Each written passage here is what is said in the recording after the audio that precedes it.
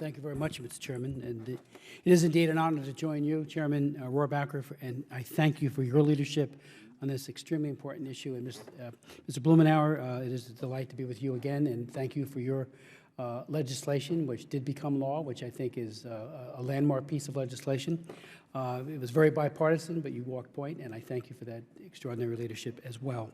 Like you, Mr. Chairman, my subcommittee has had and held several hearings on health and water, and it is clear that without adequate supplies of clean drinking water and proper sanitation, no health programming can succeed.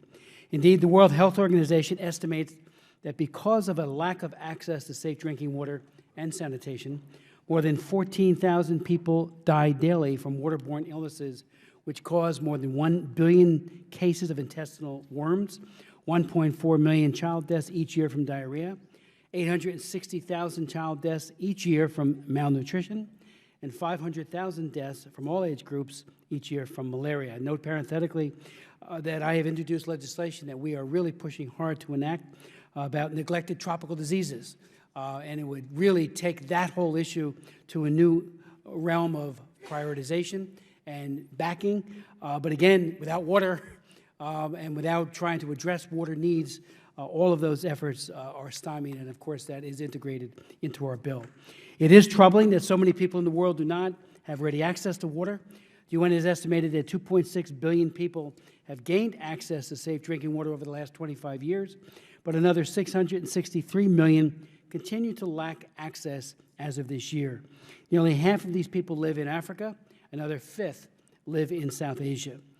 As we know, the UN Millennium Development Goals, the MDGs, included a target for access to safe drinking water and basic sanitation.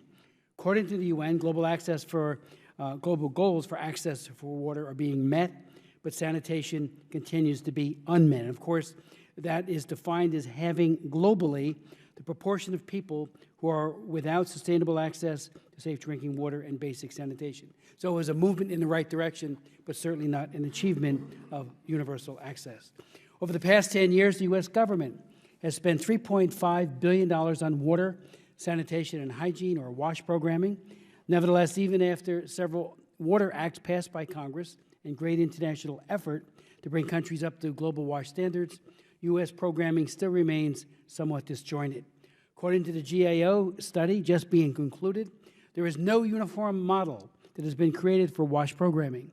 USAID was supposed to present a comprehensive plan for WASH programming this year, but none has been released as of this time. Even if a model program were to be made adaptable to each country, by now there should be some overall strategy for how to design a program, monitor its progress, and evaluate its outcomes. In too many countries in which USAID operates WASH programs, there is no comprehensive program. Monitoring is limited, and evaluation fails to adequately assess the statistics being provided by host governments. The human cost of failure to provide adequate WASH programming is too high to allow substandard programming to continue. We will hear that there has been progress made, and this is indeed promising, but there is more that must be done. And again, we have the experts here today to provide a roadmap to our committees as to how we should proceed. I thank you, Mr. Chairman.